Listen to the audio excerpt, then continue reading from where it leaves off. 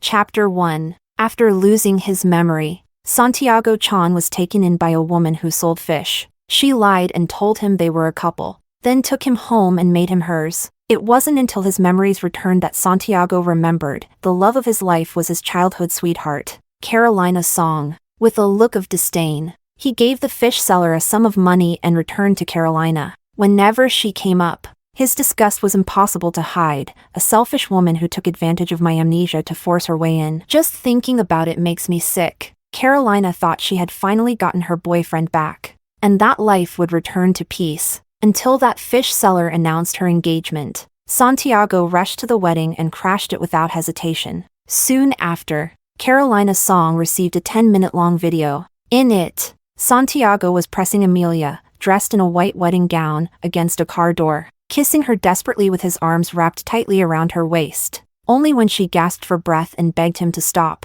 saying she wouldn't get married anymore, did he finally relent. Moments later, Santiago's group of close friends showed up, visibly stunned. "Santi, what the hell are you doing? Today's your 8-year anniversary with Caro, and you ditched her at home to come crash a wedding? Good thing we covered for you and told her you had an emergency." Santiago said nothing. He simply held Amelia tightly in his arms and lit a cigarette. His silence only made them more agitated. "Seriously, what are you thinking? Weren't you head over heels for Caro back then?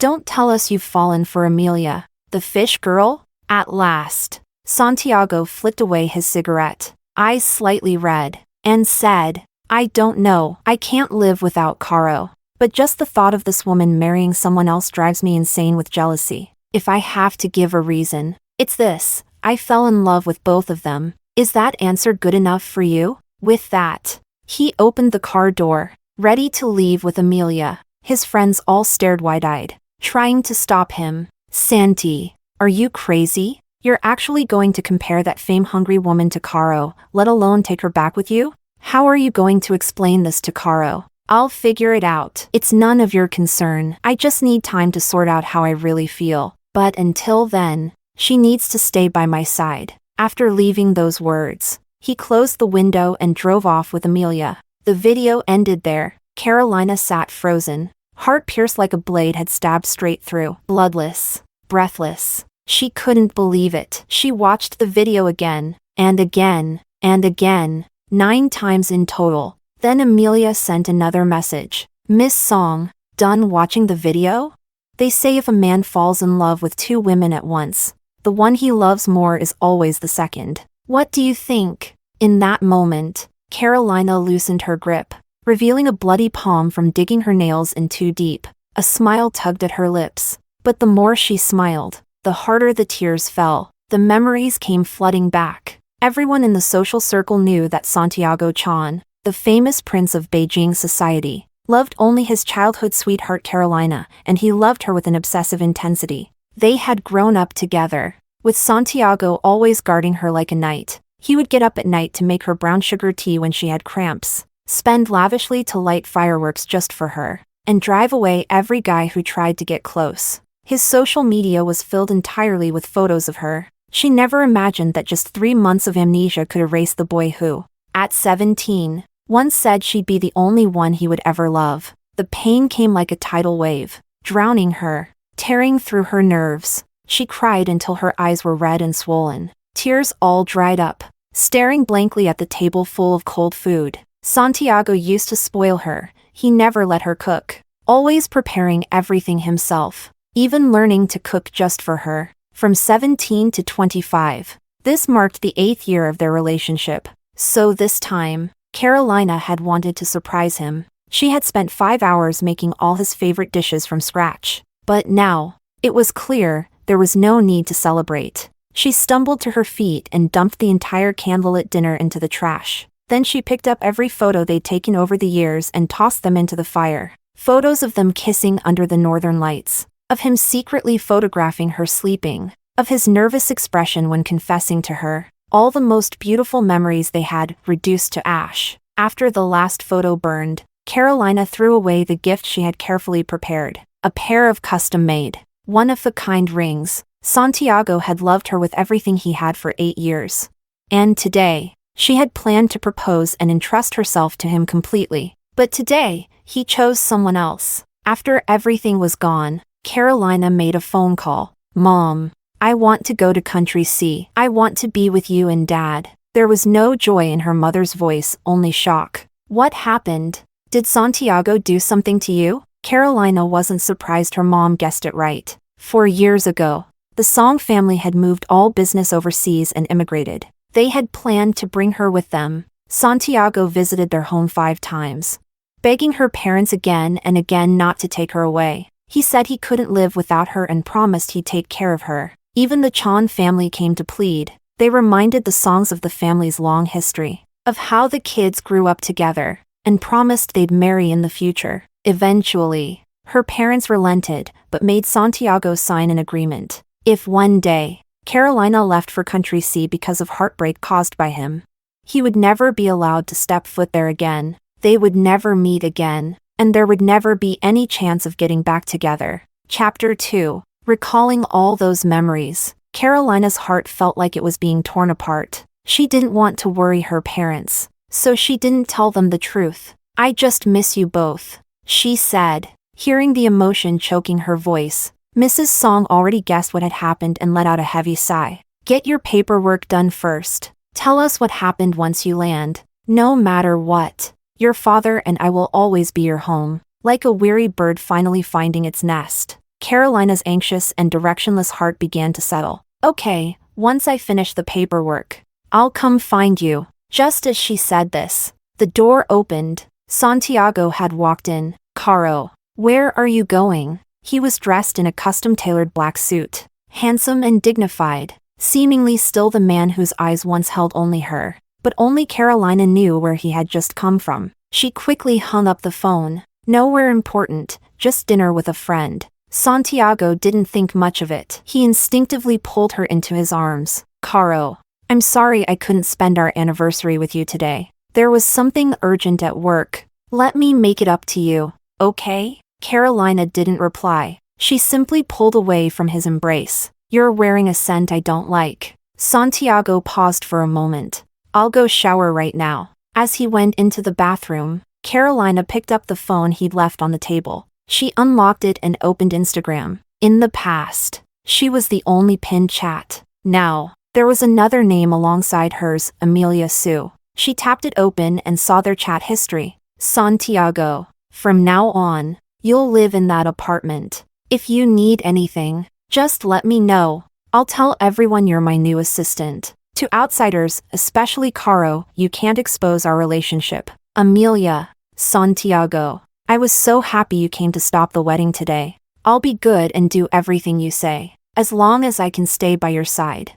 Even being your secret lover forever is enough for me." "Santiago, Amelia Sue, remember, you were the one who lied and told me we were a couple. From that moment on, you belonged to me. Who gave you permission to marry someone else? Remember, what happened today can't ever happen again." The more Carolina read, the more her hands trembled. How ridiculous. He wanted a forever with her, yet couldn't let go of Amelia. He wanted to have it all, but the love she wanted had no room for a third person. As the sound of the shower faded, Santiago's phone vibrated in her hands. A new message. From Amelia. "Santiago, I keep hearing footsteps outside. I'm really scared. Can you come keep me company?" Carolina placed the phone back on the table and closed her eyes. Moments later, Santiago came out, towel drying his hair, picking up his phone as he tried to soothe her. "Caro, the perfume's all gone now. Let's sleep, okay? We haven't, you know, in a while." Mid-sentence, he noticed the new message. His tone shifted immediately.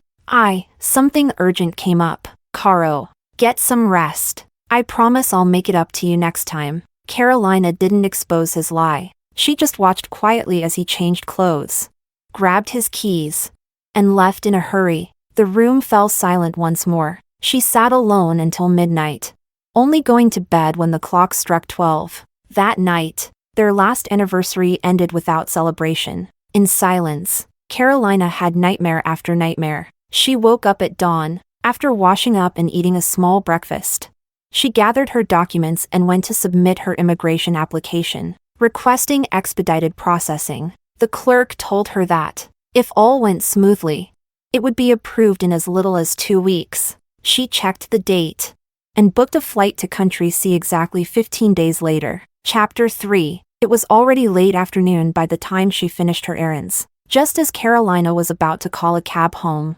Santiago's call came through. "Caro, you're not at home? Where are you? I'll come get you." Not wanting him to know about her plans to leave, Carolina gave the name of the nearest shopping mall and said she was out browsing. Santiago arrived in record time and took her directly to a hotel, saying he wanted to make up for missing their anniversary. As soon as she got out of the car, she noticed a large display board by the entrance with both of their names printed on it. Below it, in bold letters, 9th anniversary celebration. The glaring mistake was hard to ignore. Santiago followed her gaze and, seeing the error, his face changed slightly. The hotel must have made a careless mistake with the year. "Caro, don't be upset." Carolina lowered her eyes and said nothing, walking forward silently. The hotel lobby was decorated lavishly, filled with guests and buzzing with noise. Seeing the couple arrive, everyone lifted their glasses to offer congratulations, their tone full of envy and admiration. "Mr. Chan, Miss Song, happy 9th anniversary. May you have many more days like this and a lifetime of happiness together. A celebration just for your dating anniversary, and inviting so many people to witness your love. You two must be inseparable soulmates." Carolina returned their compliments with a polite smile and glanced around. Besides the glaring error with the anniversary date, the cake on the table was mango, an ingredient she was allergic to. The flowers in the arrangements were wilting, and the hotel staff were uncoordinated, bumping into guests constantly. Looking at the chaotic, sloppy venue, she thought of the events Santiago used to organize for her in the past. Whether it was the flower arrangements, the food and wine, the staff etiquette or event flow, Santiago had always personally overseen everything. Nothing was ever out of place. So how did a small anniversary dinner turn into such a mess? Watching yet another guest get splashed with wine, Carolina finally couldn't stay quiet. Who organized this event? Santiago's secretary gave a small bow and answered honestly. It was arranged by Mr. Chan's assistant, Amelia Sue. At the mention of that name, Carolina's gaze sharpened slightly. Noticing her expression change, Santiago quickly tried to explain. "Amelia is my new assistant. This is her first time planning something like this. It's natural that some things were overlooked. Caro, don't take it to heart. Someone like Santiago, strict, detail-oriented, no nonsense, would normally never let such mistakes slide without holding someone accountable. And yet, here he was, brushing it off with a few simple words. Why?" Carolina didn't need to ask to know. She said nothing more and headed to the back to change into her dress. But when she opened the gift box on the table and saw the outfit inside, an old, worn-out, outdated dress, she froze. On the way here, Santiago had told her everything was prepared. The dress, the jewelry, her favorite style. So what was this? Something that looked like it came from a second-hand market? She didn't change. Instead, she returned directly to the banquet hall and instantly spotted Amelia. Amelia was wearing a custom couture gown adorned with pearls, her entire body sparkling with diamonds under the lights, drawing every eye in the room. She lifted her skirt and twirled in front of Santiago, her voice soft and coy. "Mr. Chan, do I look pretty?" Santiago's lips curled into a slight smile. He instinctively leaned in, almost as if to kiss her, but then his eyes caught sight of Carolina standing nearby, and the movement halted halfway. His voice suddenly sounded awkward. "Caro, why didn't you change your dress?" "This is my assistant, Amelia." Chapter 4. Even though Carolina already knew Santiago Chan would use any excuse to keep Amelia by his side, hearing him say the lie out loud still made her heart jolt. She clenched her fists tightly, forcing down the surge of emotions rising in her chest. Her voice sounded strained. "My dress seems to be on your assistant." Santiago froze for a moment, then turned to Amelia with a frown. "Why are you wearing the dress I bought for Caro? Take it off!" Amelia's eyes reddened instantly. She kept bowing and apologizing. "I'm so sorry, Mr. Chan, I also bought a dress online. Maybe I got them mixed up when I was changing. I'll switch right away. She reached for the zipper, as if about to take off the dress right there in front of everyone. Santiago's face darkened. He immediately grabbed her hand. Who told you to change here? Go backstage. Carolina watched quietly, a flash of self-mockery flickering in her eyes.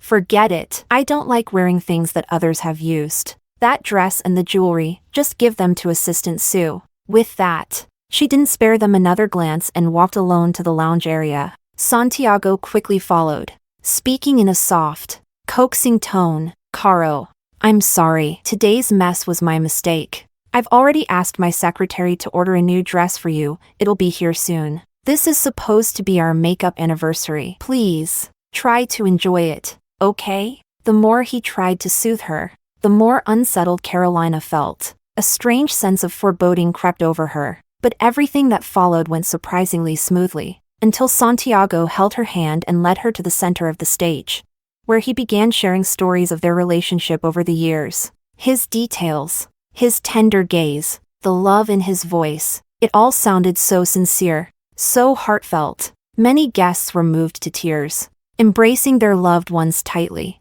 But Carolina, the supposed heroine of the story, remained expressionless, unmoved, because she could clearly see Amelia's smug, taunting smile from the crowd, and she understood all too well. Every promise Santiago was making about the future was a lie. His love had already been divided. Just as the emotion reached its peak, Amelia Sue suddenly stood up and let out a dramatic yelp, pretending to twist her ankle. The moment shattered. All eyes turned to her, filled with annoyance and contempt.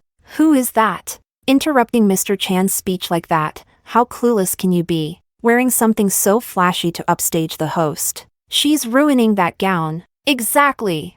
No amount of diamonds can cover up her cheap energy. She looks like a clown desperate for attention. Hearing the ridicule around her, Amelia burst into tears. She rushed onto the stage, voice trembling with exaggerated remorse. I'm sorry, Miss Song. This is all my fault. Seeing her run up with no reason and suddenly apologize, Carolina couldn't figure out what exactly she was trying to pull this time. But the moment Amelia straightened up, Carolina caught the cunning glint in her eyes, and her heart skipped a beat. The very next second, the chandelier above loosened and came crashing straight down at them. A shadow blanketed everything. Carolina looked up, eyes widening in shock. Amelia's piercing scream echoed in her ears, nearly deafening. Carolina instinctively raised her arms to shield her head, only to see Santiago charge toward them and pull Amelia into his arms, dragging her to safety. The massive chandelier slammed down onto Carolina.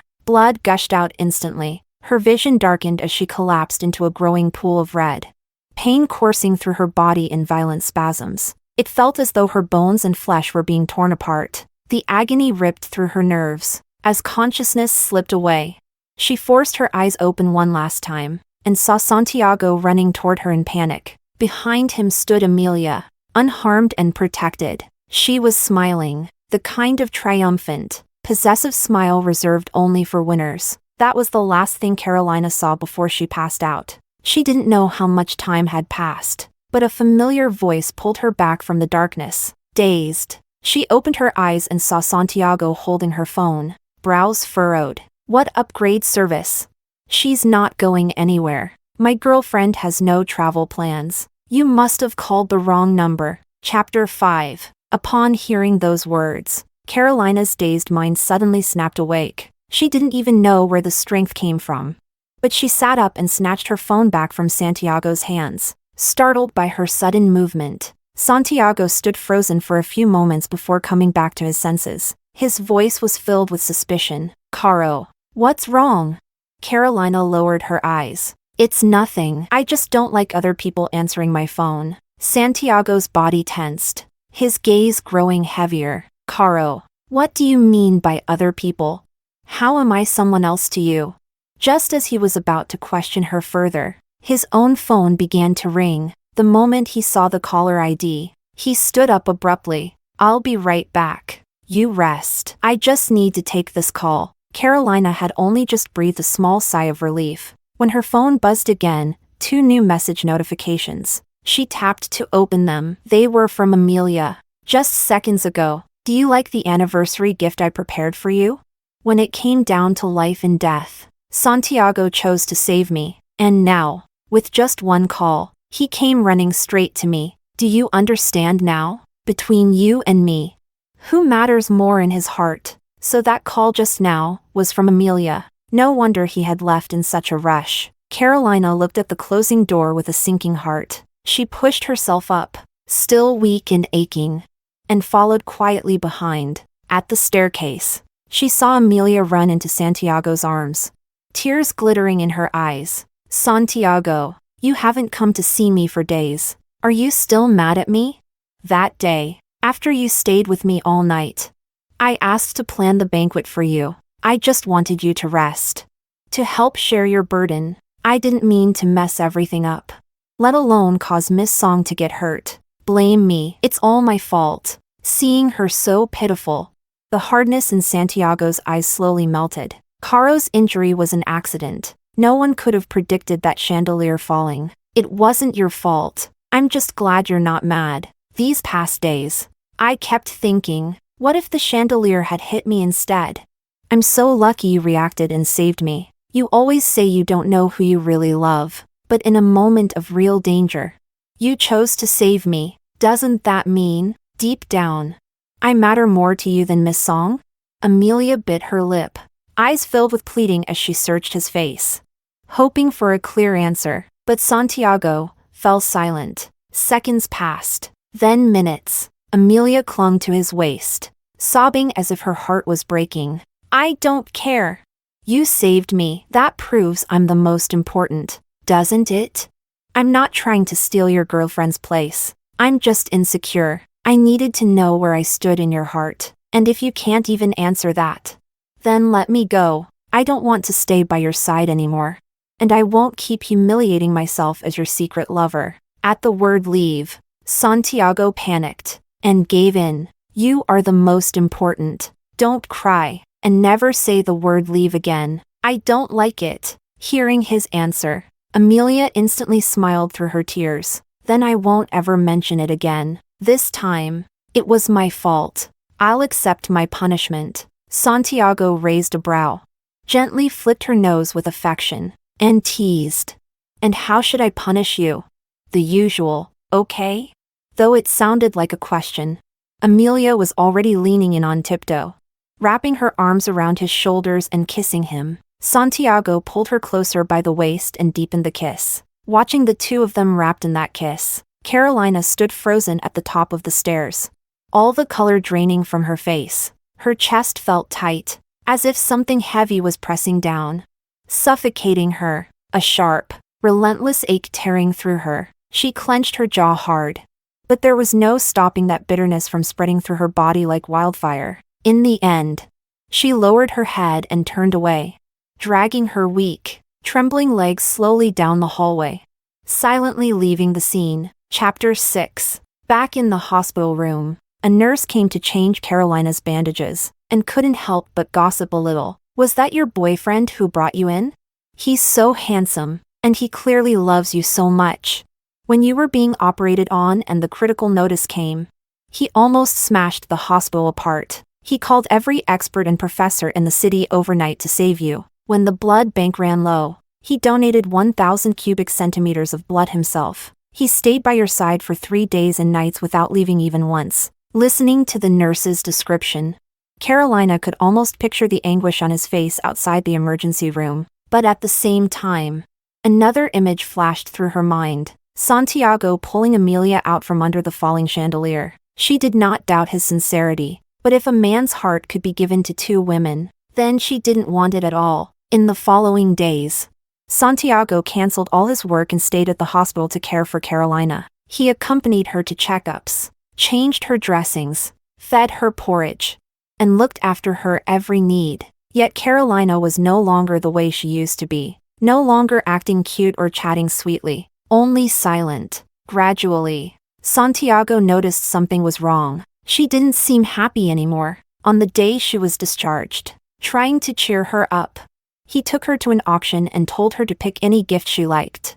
But once there, Carolina realized that Amelia was also present. Santiago explained, saying he had asked Amelia to help bid. Throughout the auction, Carolina didn't buy anything. Amelia, on the other hand, gasped in delight at every beautiful piece of jewelry, her face full of obvious longing. Santiago said nothing. But near the end of the event, he got up and left for the backstage area.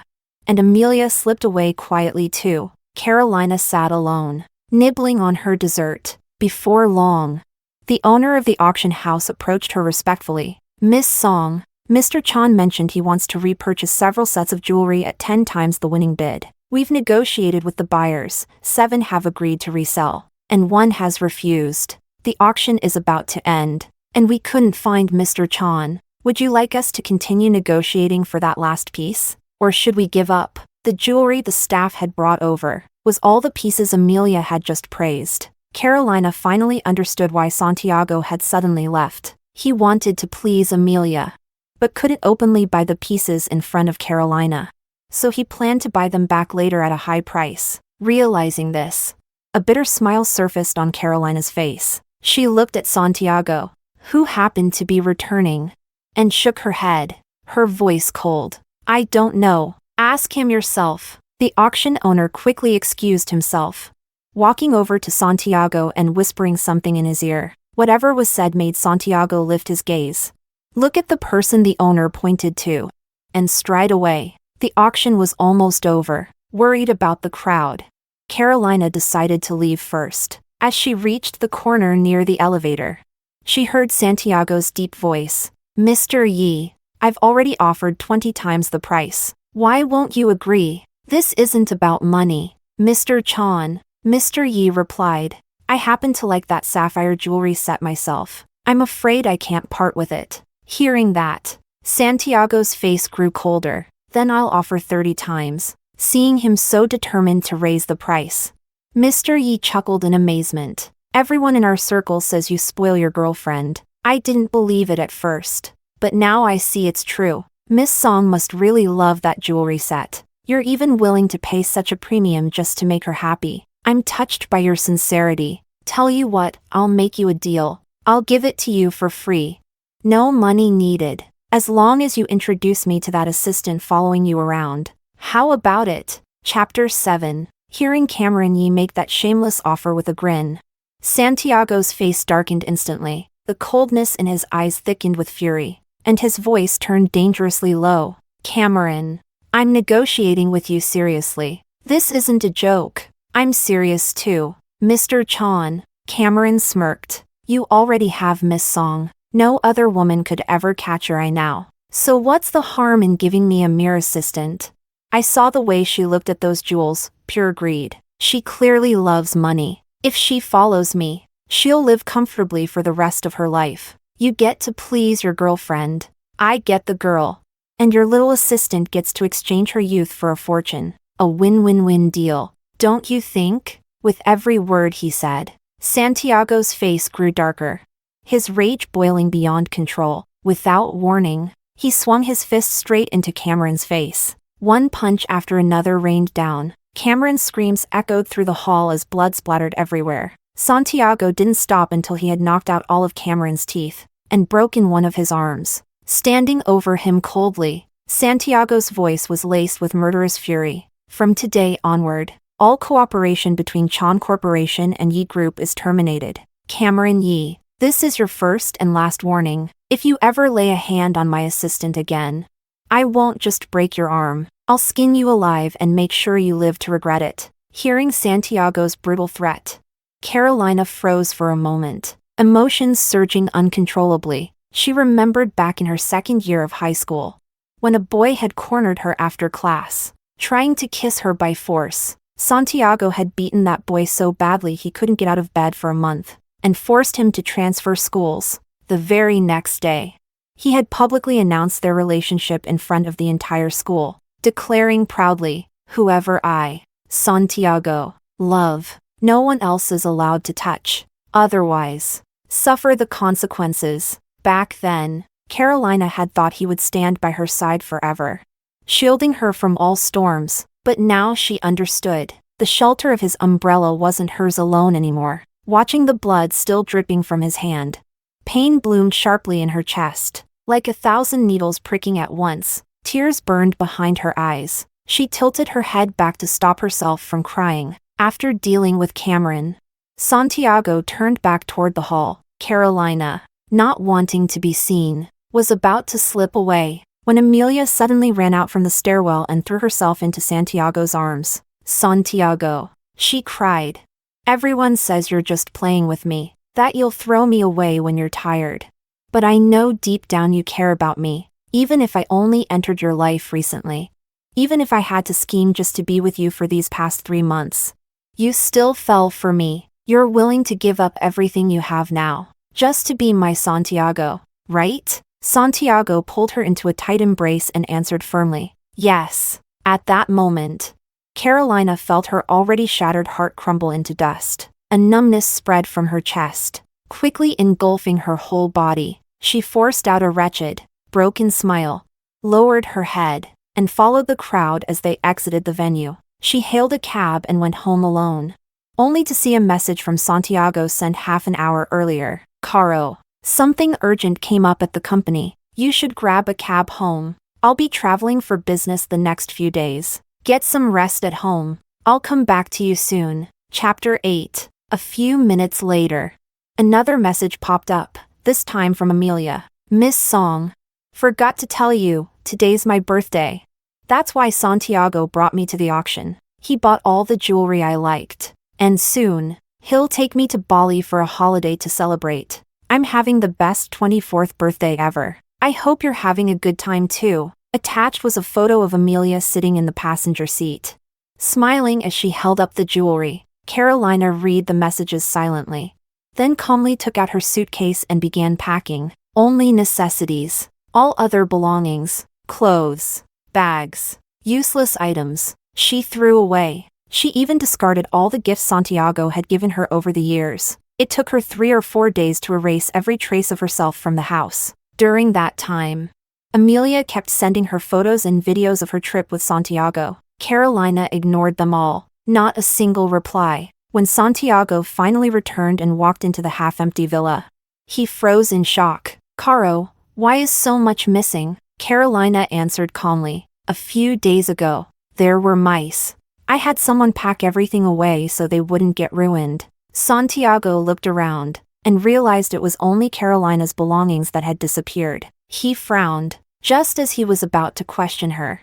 Amelia suddenly pushed open the door. "Mr. Chan, here are the documents you need to approve today." Santiago, swamped with backlog work, nodded and returned to his study. Carolina didn't care what they were actually discussing. She quietly walked to the balcony, feeding the cat she had raised for years. One last time, while she was busy, she heard footsteps approaching. Turning around, she saw Amelia walking over. Without a word, Carolina discreetly started a recording on her phone. Amelia sneered, "I really admire you sometimes. Even when your man's heart has shifted, you still pretend like nothing's wrong. How long can you endure this farce? I sent you so much proof. Santiago loves me now, not you. In 8 years, he never proposed to you, but I made him fall head over heels for me in just 3 months. Do you really think you can compete?" Carolina remained silent. Her indifference stung Amelia even more,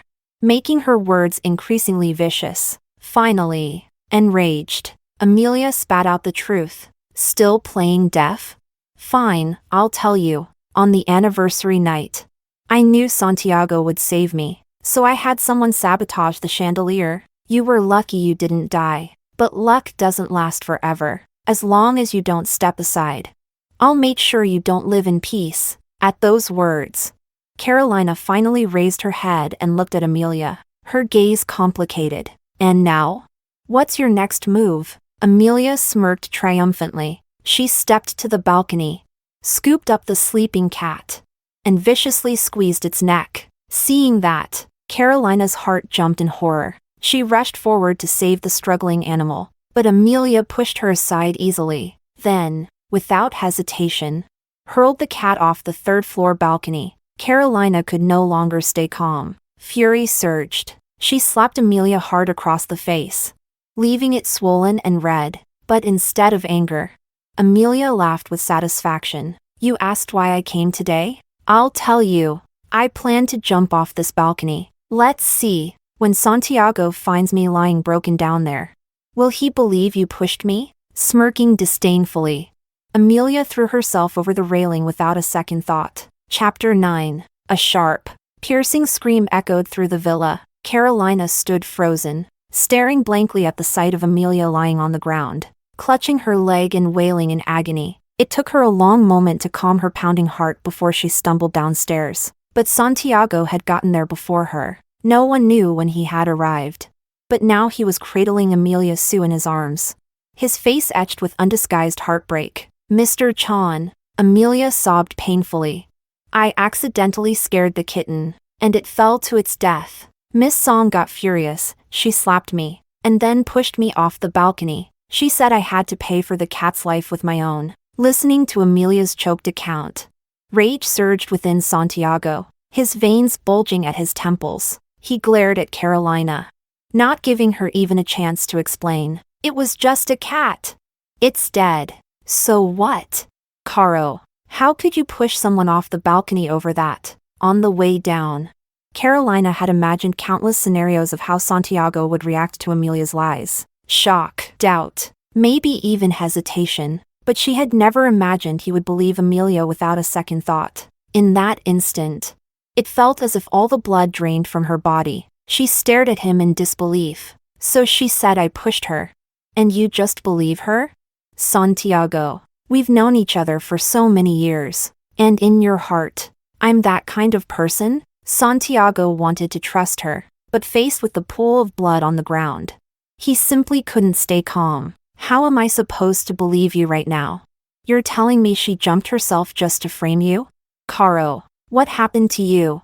You're not the girl I used to know anymore. Hearing his angry rebuke, Carolina found herself unable to say a single word. She took a deep breath, stepped forward, and tried to pull out her phone to prove her innocence with the recording. But Amelia let out a cry of pain, and Santiago, losing all patience, shoved Carolina aside and ran off, carrying Amelia toward the hospital. Carolina stumbled into a flower bed, hitting her forehead hard against the edge. Blood immediately streamed down her face. She clutched her bleeding forehead, trembling from the pain and shock, watching his figure grow smaller in the distance, covering her wound. She let out a hollow, bitter laugh. As night fell, she forced herself back to the bedroom, disinfected and bandaged the gash on her forehead. Over the next 2 days, Santiago didn't come back. He didn't call. He didn't text. Meanwhile, Amelia flooded her phone with photos and videos. Santiago taking care of her at the hospital, buying her gifts, coaxing her to take her medication. Carolina silently saved all these records, along with Amelia's earlier taunts and the recording, onto a USB drive. The day she decided to leave, the sky was bright and clear. She went personally to the immigration office and collected her approved documents. On the way home, she called her parents, giving them her flight arrival time. When she opened the villa door, she found Santiago standing there. His face was dark, his gaze heavy. He stared at her for a long time before speaking coldly. Caro, when do you plan to apologize to my assistant? Carolina met his eyes calmly, her voice as still as dead water. I have no such plans. Seeing her so defiant, Santiago's expression grew even colder. Fine, he said sharply, until you sincerely apologize.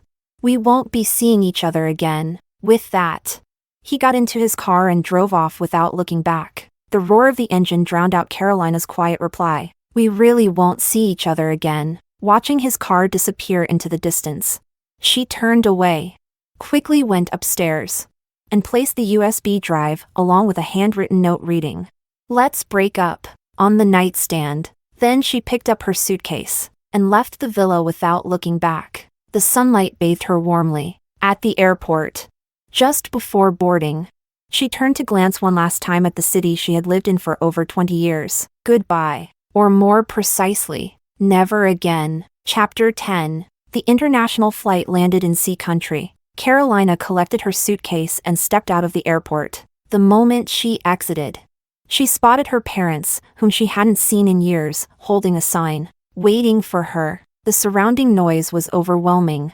But as she walked toward them, all the emotional barriers she had built up inside began to crumble. Dad. Mom. I'm sorry. Her voice choked with tears as she looked at her aging parents, guilt flooding her heart. Song mother was already weeping uncontrollably. She knew, without needing to ask, that her daughter must have been hurt deeply by Santiago.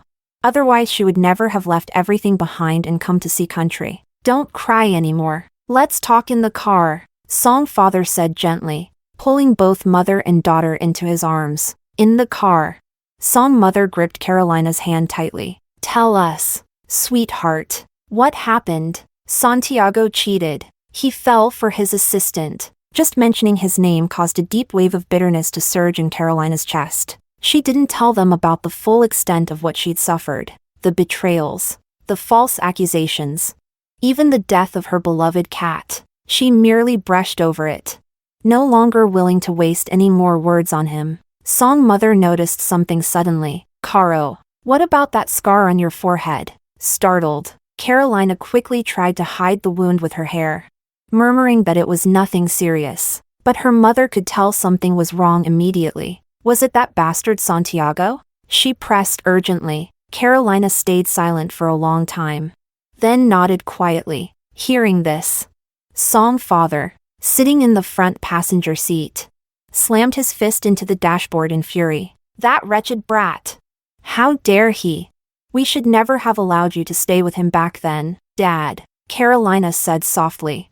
It's not your fault. I loved him. I chose to stay. It was my own mistake. But I see clearly now, and I won't ever leave you two again. He turned to look at his daughter, so much thinner and frilier than before, and his heart ached with burning anger. Caro, I'll call the lawyers immediately. We'll terminate every single business deal with the Chan family. I won't let you suffer another minute because of that bastard. Carolina quickly tried to calm him. Dad, there's no need to affect business over garbage like him. Don't you remember? Back then, you made him sign an agreement. If we ever broke up, he would be forbidden from setting foot in sea country for life. Hearing her reasoning, Song father slowly forced himself to calm down. Song mother hugged Carolina close, rocking her gently like she was still a child. From now on, she whispered, we will protect you. We won't let anyone hurt you again, and we'll never go back to that place. The next few days, Carolina finally slept peacefully for the first time in a long while, but the shadows of her time back home still weighed heavily on her heart. One day, she decided to go outside and get some fresh air. She boarded a bus, heading toward a park some distance from home. Wearing headphones and walking along unfamiliar paths under the sun, the warmth was comforting, chasing away some of the lingering darkness. Suddenly, a sharp ringing noise sounded behind her. Before she could react, a bicycle came barreling toward her. Watch out! A stranger grabbed her and pulled her aside just in time. The bicycle whizzing past. Still startled, Carolina looked up and found the man had an Asian face. Thank you, she stammered, still a little dazed. No problem, the man smiled, holding up a camera. I'm Martin Bai, a photographer. When you stood in the sunlight just now, you looked breathtaking. May I take a picture of you? I think I'd rather not. Carolina hesitated, ready to walk away, but just as she turned around, she heard the click of a camera shutter. Hey, what are you doing? She snapped, whirling around angrily, but she froze when she saw he hadn't taken her photo. He was photographing a patch of flowers nearby. Embarrassment flooded her, seeing her flushed cheeks. Martin chuckled warmly. You seem like you're having a rough day. How about I take a picture for you as a gift? His sincerity made it hard to refuse. Under his guidance, Carolina posed for several photos. Martin's gentle compliments gradually made her feel at ease. Look at this one, Martin said excitedly, showing her the screen. You look so beautiful when you smile. You should smile more often. Under the sunlight, Carolina's soft, genuine smile bloomed through the camera lens. For the first time in a long while, she saw herself looking free, almost unrecognizable. "You're amazing." "Thank you," Carolina said, touched beyond words. Ever since all the pain with Santiago, it had been so long since she had smiled like this. As dusk fell, Martin insisted on walking her home. When they reached the front door of the Song family house, he pulled out his phone. "Let's add each other on Instagram. I'll send you the edited pictures." They exchanged contact information, then said goodbye. Carolina watched him walk away, a faint, bittersweet smile on her face. In this new country, she had just made her first friend. Chapter 11. Inside the VIP hospital room, Santiago Chan was peeling an apple for Amelia. "Amelia, you're being discharged today. I'll take you to stay at the villa by South Lake." Hearing that, Amelia lit up with joy and immediately clung to his arm, pouting playfully. "I knew it! Santiago treats me the best. You like me the most, don't you? You've been staying with me these days. Won't Karajia get mad? It's all my fault that you two had a fight. I didn't mean for it to happen. You know I didn't, right? I don't have the background Karajia does. So when I get bullied, you're the only one who protects me. Will you always protect me?" She blinked her sparkling eyes at him, reminding Santiago of Carolina's cold, distant expression. Without hesitation this time, he leaned in and pressed a kiss on Amelia's lips. "Of course," he said. "This was partly my fault too. If not for me, you wouldn't have been injured so badly. Just wait. Once you're fully recovered, I'll make Carolina apologize to you." Speaking of Carolina, Santiago suddenly remembered. He hadn't heard a word from her since their last meeting at home. Frowning, he took out his phone and opened Instagram. Carolina's profile picture hadn't changed, but it seemed she had blocked him from seeing her moments. Their chat history remained frozen from weeks ago. The last message from her defending herself, but he hadn't replied since. This was too unusual. Even when they fought before, Carolina would never go silent for more than 3 days. Usually, Santiago would be the one apologizing. Even when it was her fault, she would simply wait for him to bow his head because she knew how much he adored her. Yet this time, even after such a long silence, she hadn't made a single move. TCH, Santiago sneered to himself. Must be throwing another one of her princess tantrums. "What are you looking at?" Amelia's voice broke his thoughts. "Nothing. I'm going to handle your discharge papers." He got up and left the room. After leaving the hospital, Santiago bought Amelia a massive bouquet of flowers, and even had the butler drive a flashy supercar to pick her up, giving her the grandest welcome imaginable. Once they arrived at the villa, Amelia was overjoyed. This place was far larger than the house Santiago had shared with Carolina. Being able to outshine Carolina in every way made Amelia feel giddy with triumph. "Santiago, am I really allowed to live here? Won't Miss Song get upset if she finds out?" Seeing her cautious demeanor, Santiago felt a surge of tenderness. "Of course, forget about her. From now on, there's no more Carolina. This is our home. Starting tomorrow, you don't need to work as my secretary anymore. I'll take care of you." As he spoke, he pulled Amelia into his arms and kissed her deeply. Amelia wrapped her legs around his waist, clinging to his neck, closing her eyes as Santiago, already burning with desire, carried her up to the master bedroom, where they indulged in endless passion. From then on, Santiago rushed to the South Lake Villa every day after work, without Carolina standing in the way.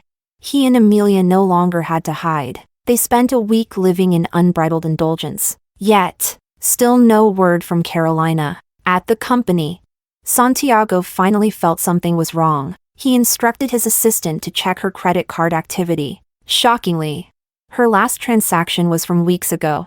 That wasn't right. Carolina never went anywhere without using her card. Had something happened to her?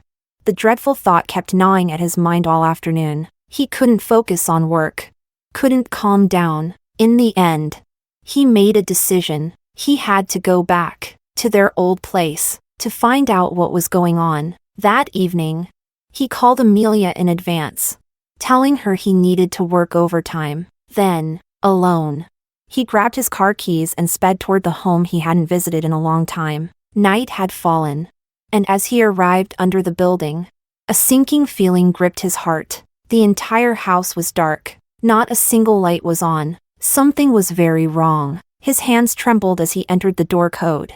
The lock clicked open. Inside, the room was terrifyingly silent. Chapter 12. Caro? He switched on the light, his voice echoing through the empty house. There was no response. Santiago scanned the surroundings, an ominous sense of foreboding creeping up his spine. He strode toward the bedroom. The closet doors were wide open. Carolina's clothes were completely gone. The vanity was empty, her skincare products missing, and a fine layer of dust had settled over the furniture. Even the photo frames once proudly displayed were now bare, their pictures torn to shreds and tossed into the trash can. He collapsed onto the bed, only then noticing a bright yellow sticky note placed neatly on the nightstand, written in Carolina's delicate handwriting.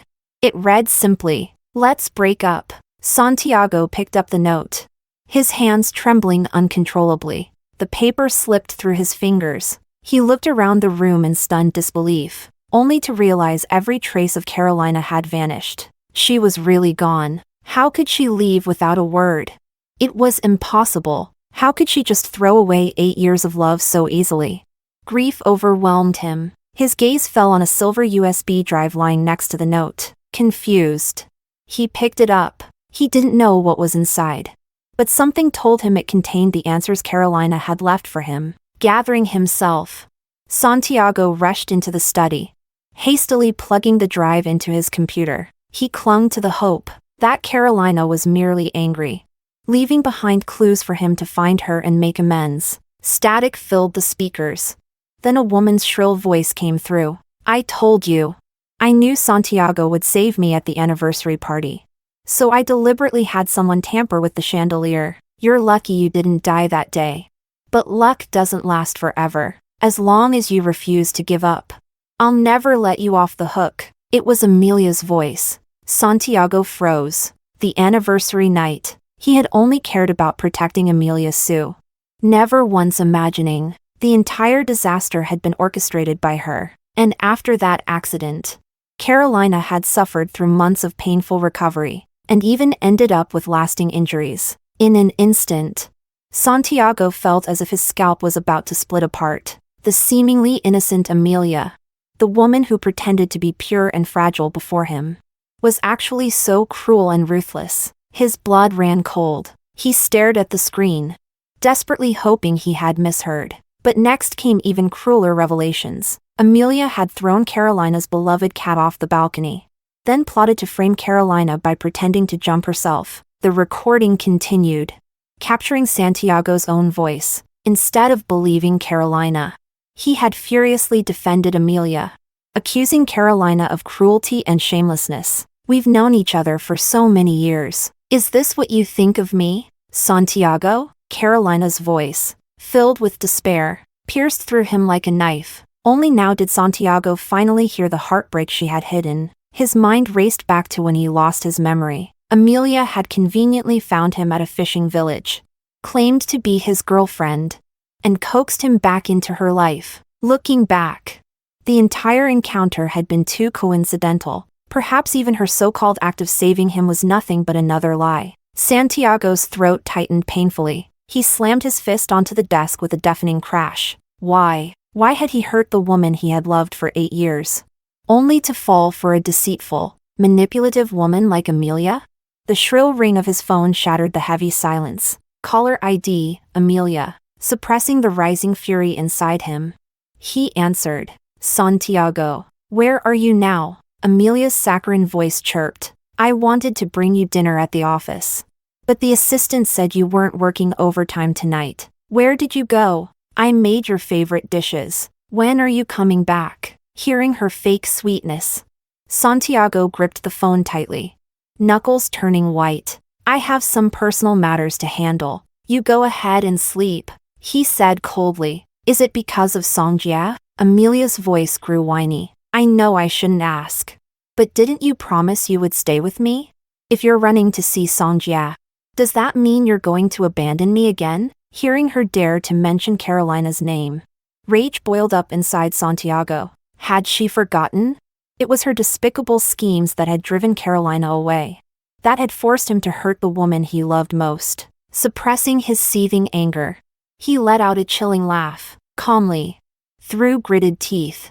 He said, "No, I'm almost done handling everything. I just wanted to have a little chat with you. Wait for me at home." Chapter 13. Returning to the villa. Santiago stepped inside and immediately caught a whiff of an overpowering fragrance. The living room lights were dim, the dining table lined with scented candles, creating an intimate atmosphere. Hearing the door, Amelia Sue descended the stairs. She wore a sheer, provocative night dress, her face adorned with a seductive smile. If it had been a few days earlier, Santiago would have eagerly swept her into his arms. But today, faced with the same scene, he felt only a wave of nausea rise in his stomach. "Santiago, you're back. Are you hungry? I made some Western food. Come, have a little." Amelia purred, pressing herself against him, her hands roaming suggestively over his body. Santiago remained motionless, coldly grabbing her wrist. His face was frosty, sending a chill through Amelia. Still, she mustered up her courage, coaxing him toward the dining area. "Are you mad at me?" she asked, slicing a steak and placing it delicately into his plate. While speaking, Amelia draped herself over him, pressing a kiss to his cheek, her lacy, almost transparent nightgown leaving little to the imagination. Yet Santiago acted as if he saw nothing. Abruptly, he cut her off, his voice probing and cold. "Do you know where Carolina went?" At the mention of that name, Amelia immediately tensed, her expression darkening. "You're still thinking about her? Did you go looking for her tonight?" she cried out, wrapping her arms around his neck in a pitiful attempt to act aggrieved. "Santiago, you promised me. You said there would be no more Carolina, that you would only be with me, supporting me forever." Hearing this, Santiago's face grew colder. "I promised you?" he sneered, pulling out his phone and opening the audio file he had copied from the USB drive. "I plan to jump off the balcony. Do you think Santiago will believe it was you trying to kill me?" Amelia's voice, sharp and vicious, filled the room. Amelia froze where she stood, her face paling visibly. What is that?" she stammered, panic flashing across her eyes. Amelia lunged for the phone, but Santiago ruthlessly kicked her away. "You don't recognize your own words?" he roared, clutching her abdomen in pain. Amelia gripped the edge of the table to stay upright, desperately trying to defend herself. "Santiago, it's not true. It must be that woman. She faked it. She forged the recording." "Forged?" Santiago spat coldly. "Then what about these?" He methodically pulled up all the screenshots of Amelia's malicious messages from the USB drive, each word dripping with spite, every line pushing Carolina further away from him. Amelia collapsed to the floor, crawling to Santiago's feet and clinging to him. "Santiago, please, you have to believe me. Don't you remember? In the fishing village, it was me who saved you." Hearing her mention the fishing village made Santiago even more disgusted. He didn't even spare her a glance. "The fishing village? You tricked me into thinking we were lovers, didn't you? You staged everything." "No, I didn't lie to you," Amelia screamed hysterically, her voice hoarse from crying. "Santiago, it was all because I loved you too much. I fell in love with you the moment I saw you at the village. If you hadn't remembered Carolina, I could have stayed with you forever." "Shut up." Santiago's eyes were bloodshot with rage. "Love? You call sabotaging the chandelier to crush her love? You call killing her cat love?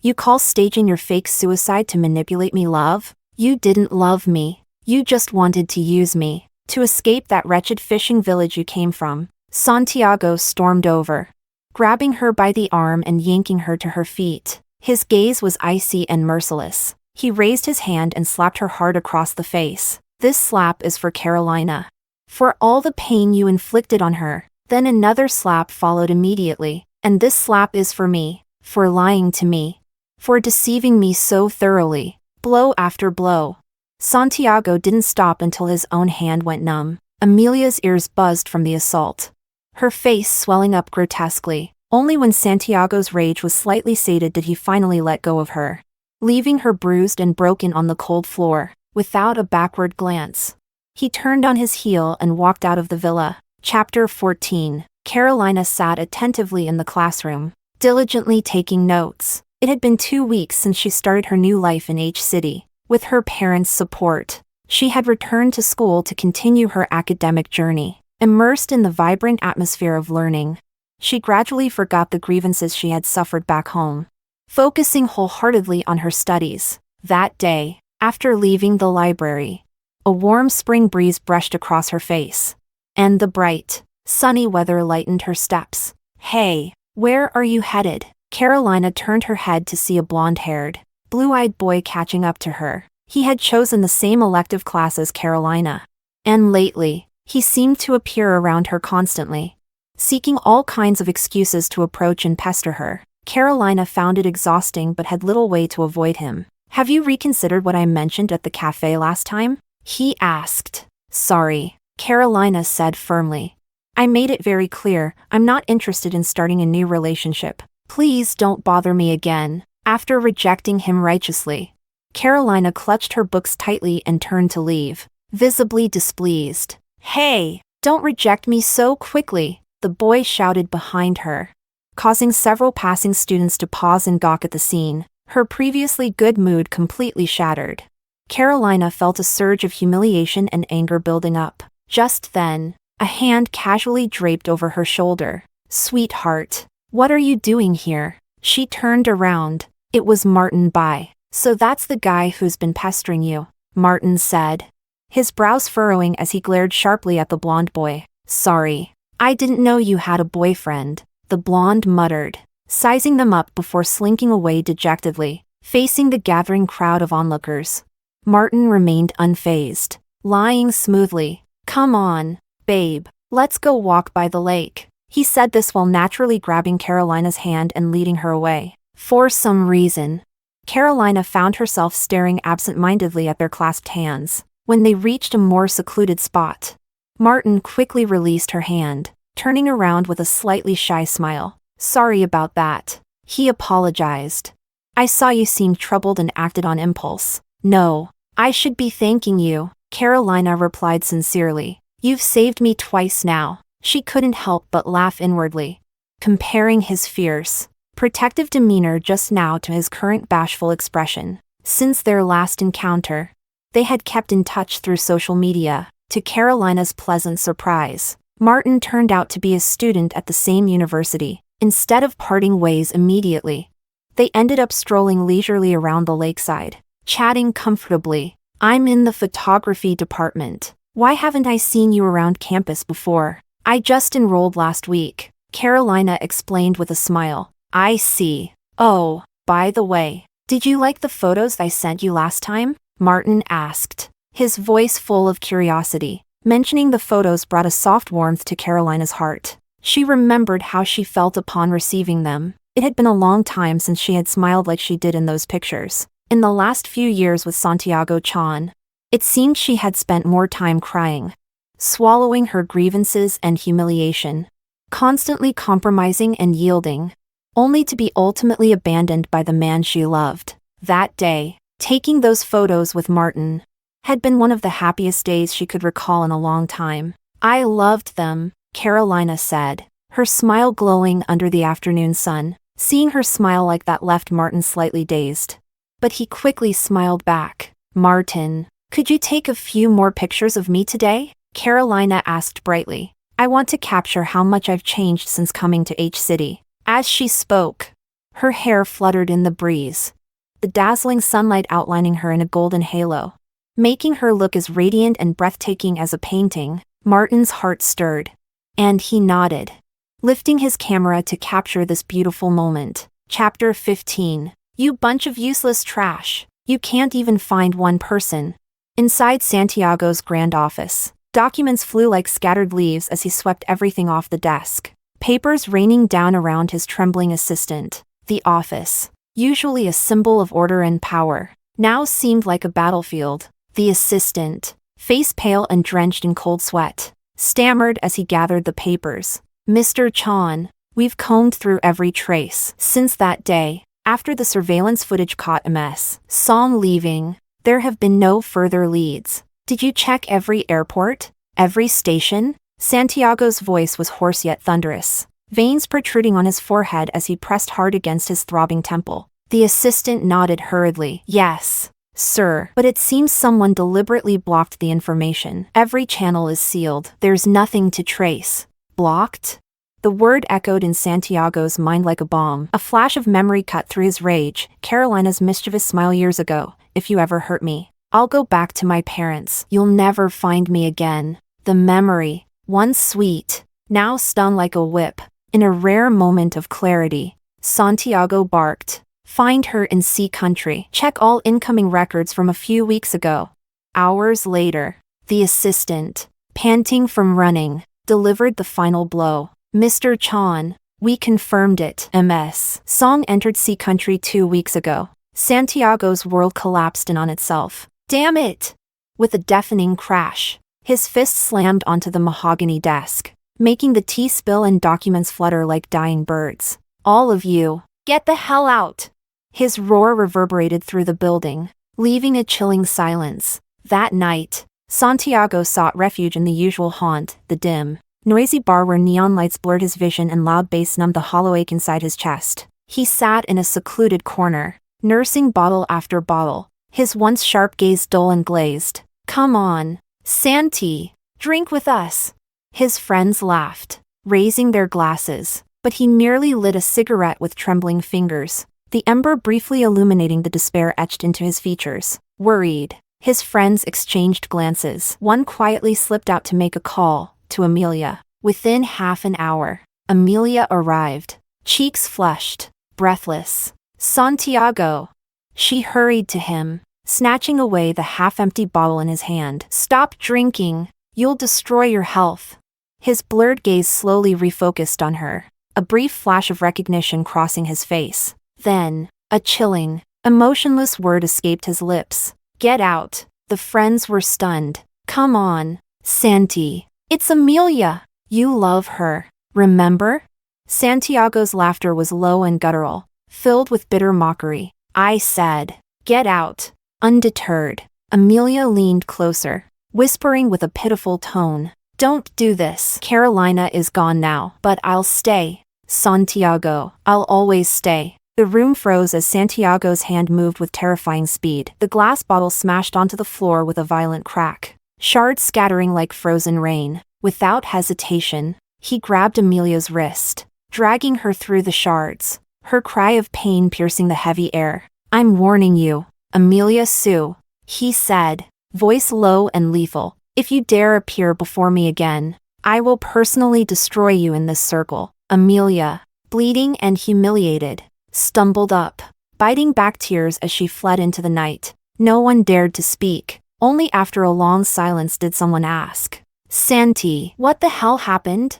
Santiago laughed, a broken, chilling sound. That woman. He spat the words like venom. That's the one who drove Carolina away. She's the reason she's gone. The revelation stunned them into silence. They knew of the contract, that if Santiago ever hurt Carolina, she would vanish to Sea Country, severing ties forever. Regret and guilt gnawed at Santiago's insides like 1,000 knives. Memories flooded back, Carolina's laughter under fireworks, her tears at his clumsy confessions, her unwavering trust. And he, foolishly, had thrown it all away for a woman who wore innocence like a mask. It's all my fault, he muttered, clutching his head. I've lost her. Another friend, voice softer but firm, finally broke the heavy silence. Santi, if you can't go to her, then maybe, just maybe, we can find another way. The room stilled. Hope, thin and fragile, flickered in Santiago's broken heart.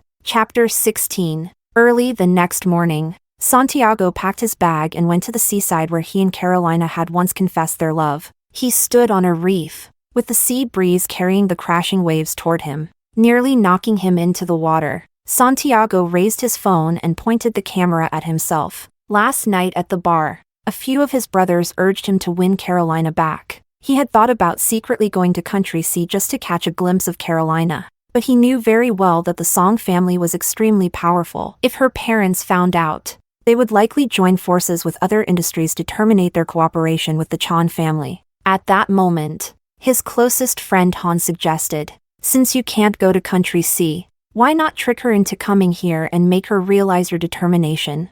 The plan caught Santiago's attention, and he decided to go through with it. On the phone screen, Santiago's face was pale. The waves had already submerged his feet and seemed ready to engulf him entirely. "Caro, do you see this? This is where I confessed to you back then." He turned the camera toward the boundless sea. "I know I was wrong. If I jump from here, will you forgive me?"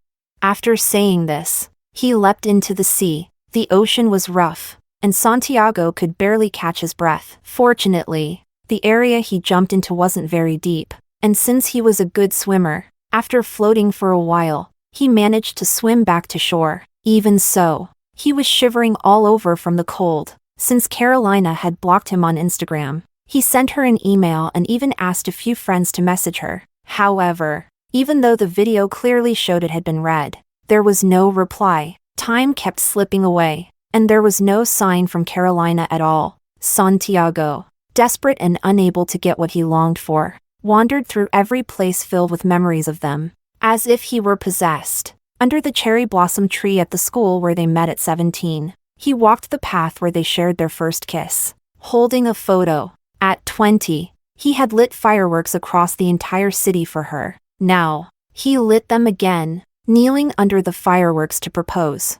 At 25, when he had missed their candlelit dinner, even though there was no one there now, he still set up a full meal at the restaurant. Upon hearing that she had thrown the ring into the sewer, he personally searched for it. Covered in mud, he recorded all these moments into videos and sent them to the email address Carolina was currently using. But they all sank into silence without a response. Santiago stayed away from the company for a long time, trying to exchange his devotion for Carolina's sympathy and forgiveness. But the only thing he achieved by torturing himself was nothing in return. Worse still, while climbing a mountain to search for the love lock they had placed there, he ended up breaking his leg. When he was sent to the hospital, the pain from the fracture was excruciating, and he kept calling out Carolina's name, but no one responded anymore. When a group of friends rushed to the hospital and saw him in such a miserable state, they were all left speechless. One of the friends grabbed Santiago by the collar, looking at his injuries,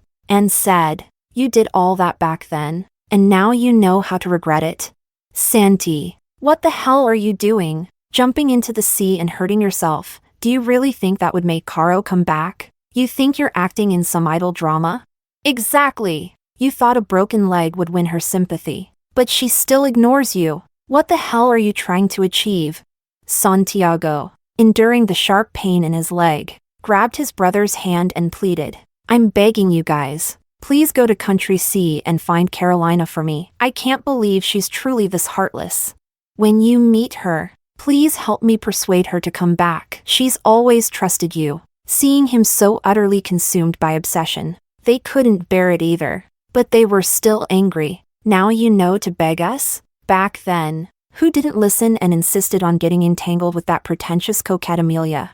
Santiago's eyes turned red. "I was wrong. I really know I was wrong." Looking at their once proud brother now reduced to this pitiful state, the group finally softened and agreed to his request. Watching their departing figures, Santiago once again pulled out his phone and dialed the number he had memorized by heart. But deep down, he knew no one would answer anymore. Chapter 17. Carolina once again deleted the video Santiago had sent without even watching it. Closing her inbox wearily, her mood, which had been improving, was once again darkened by his harassment. When the first video arrived, she had thought it was from a good friend back home, but when she saw that stretch of sea and Santiago's bruised, hollowed face in the frame, she only felt intense disgust. At the end of the video, he even jumped into the water. Carolina was startled. That night, she was so afraid that Santiago might actually commit suicide that she couldn't sleep at all. But from then on, he kept sending videos of places they had once visited together,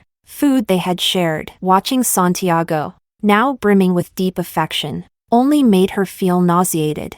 And once again she was haunted by nightmares. That day after class, she was about to go have lunch with Martin when she heard someone calling her name from behind. When she turned around, she saw Santiago's group of close friends appear on campus. How did you find this place? Seeing these people brought back the memories of the bullying she had suffered, and Carolina trembled uncontrollably. Caro, come back. Santiago needs you. At that moment, one of them handed her a photo of Santiago hospitalized with a fractured leg. The person in the photo looked even more gaunt and frail than he did in the video. But Carolina didn't want to look, nor did she care. All she could think of, heartbroken, was why, even after she had stepped aside for him and Amelia Sue, he still clung to her like a ghost. Carolina's fingers trembled slightly, but her face remained cold and stern. Ask Santiago for me. Has he played out his act of deep affection enough? This isn't an act. To find the love lock you two placed together, he climbed too high up a mountain, fell into a tree, and broke his leg. We don't know exactly what happened between you two, but he really does know he was wrong. He has completely broken up with Amelia. Can't you give him another chance? Just go and see him? Chance? Carolina let out a bitter laugh. How many chances did I give him? If he had trusted me even once, if he hadn't gotten entangled with that pretentious coquette Amelia and abandoned me, maybe we still could have had a future. But now all those chances have been destroyed by his own hands. Talking about it, Carolina became very emotional, as if all her past grievances exploded at this moment. From now on, whether Santiago lives or dies has nothing to do with me. You can all leave now. Carolina waved them off with a dead heart and turned to go. Yet they were unwilling to give up. One friend stepped forward, trying to grab her shoulder, but his hand was struck aside by a sudden force. What the hell? Who the hell are you? He cursed, standing silently beside Carolina all this time. Martin finally understood the whole story. Finally, he understood why Carolina had always worn such a painful expression when they first met. Seeing the men trying to block her way, Martin could no longer hold back. He stepped forward and stopped them. Me? Martin wrapped his arm around Carolina's waist. I'm Caro's boyfriend. Carolina was stunned for a moment but quickly regained her composure and clasped her fingers tightly with Martin's. See? I have a boyfriend now. Please go back and tell Santiago to stop disturbing my life. And stop sending me those meaningless videos. I won't watch a single one of them. The group hadn't expected things to turn out this way, and they left in defeat. Watching them leave, Carolina finally breathed a sigh of relief and let go of Martin's hand. Sorry, I used you again. Martin smiled and shook his head. As long as you need me, you can use me anytime. Looking at his sincere expression, Carolina was momentarily stunned and lowered her head to hide her blushing cheeks. But will you tell me? What exactly have you been through? Carolina looked into the eyes of the man before her. She wanted to tell him everything, believing that perhaps he could temporarily soothe her wounds. Under Martin's gaze, Carolina shared her past. Before she even finished, Martin pulled her into his arms. I didn't expect you to have endured so much, but I believe everything will get better. It will all pass. Listening to Martin's comforting words, Carolina silently cried on his shoulder. Sorry, I lost control. It's okay. Being able to cry means you're trying to move on. But have you really let go of all that pain? Hearing his words, Carolina lifted her head, thought for a moment, but gave no answer. That night, Martin Bai's words lingered in her mind. Carolina stood on the balcony of her apartment, staring at Santiago's number on her phone for a full 10 minutes. It was time to end it all. Finally, she pressed the call button. Hello, who's this? Santiago's weak voice came through. It's me, Carolina. Carolina's tone was frighteningly calm, but Santiago acted as if he didn't hear it. Caro, is it really you? Caro, I miss you so much. Santiago's voice was hoarse and emotional, the background filled with the beeping sounds of hospital medical equipment. Santiago, we were together for 8 years. You once promised you would only love me, even when you lost your memory and fell for someone else. I didn't care about the past and chose to be with you. But how did you treat me? One word from her was enough to make you forget everything we had? Santiago, from now on, Don't ever send me any messages again. The hurt you've caused is something you can never make up for. I didn't get a chance to say goodbye before. So today, I'm telling you formally, we are over. Do not disturb my life ever again. Santiago seemed unable to believe what she said. Stammering, Caro? I'm sorry. I'm really sorry. Please give me one more chance. Let's start over. You're my only love. Santiago. I don't need such cheap love. I will never forgive you. She hung up the phone, blocked his number, and let the night wind blow against her. But she no longer felt cold. Chapter 18. Caro? Caro! At that moment in the hospital, Santiago roared at the disconnected call and violently fell from the bed. His plastered leg thudded heavily against the floor, but he seemed oblivious to the pain. Crawling relentlessly, hearing the noise, the nurse rushed in, only to find this once dominant businessman now reduced to a cripple. Dragging his broken leg toward the window, he kept murmuring Carolina's name, his face smeared with tears. Mr. Chan, you can't do this. But Santiago ignored her. He gripped the window ledge and, with great difficulty, pulled himself up, letting out a desperate howl toward the direction of a foreign land. After yesterday's disturbance, Carolina stayed home over the weekend, not wanting to go out. Yet strange noises came from downstairs. She leaned out the window and saw Martin calling her name from below. He still wore his bright, sunny smile. No matter how many embarrassing moments he had witnessed from Carolina, he could always laugh them off easily, like a loyal dog staying faithfully by her side. Carolina's heart stirred, and she quickly got dressed and went downstairs to find him. To lift Carolina's gloomy mood, he took her for a ride on his bicycle along the Seine River. They laughed and chatted as they took in the scenery. As if yesterday's ordeal had merely been a bad dream, they sat by the river, laid out a picnic blanket, and basked in the sunshine. How do you feel? A little better now? Martin asked with a smile. It turned out everything he did was simply because he was worried she was feeling down. Carolina was deeply touched. She raised her coffee cup to clink glasses with him and nodded with a soft smile. Martin stared at her for a long time before suddenly speaking. Tomorrow, I'm having a small photography exhibition at school. Would you like to come? He handed her 2 invitation tickets, speaking cautiously, his eyes bright like stars, full of expectation but also a little fear of rejection. Are you inviting only me?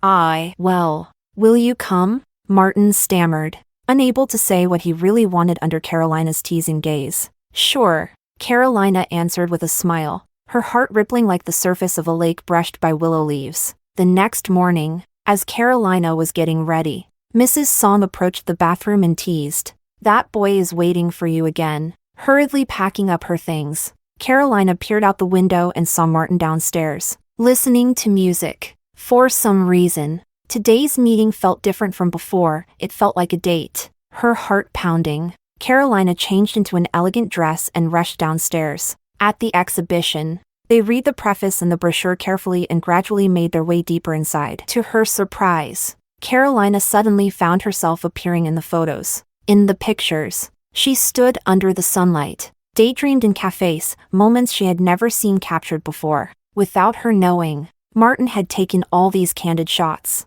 each photo telling a story with an indescribable atmosphere. Only then did Carolina realize that Martin had been secretly photographing her all along. When did you take these? She asked. Martin grinned, a little shy and mischievous. Sorry, I took photos every time we met. Just consider it my professional habit. Hearing this, Carolina's ears burned with embarrassment, and she quickly moved toward the next section. But as they turned a corner, she was suddenly stunned. On the wall ahead hung more than a dozen photos of her, all credited to Martin. There was her profile reading seriously in the library, her back feeding pigeons on a park bench, even the moment when her hair was tousled by the wind during their picnic by the Seine.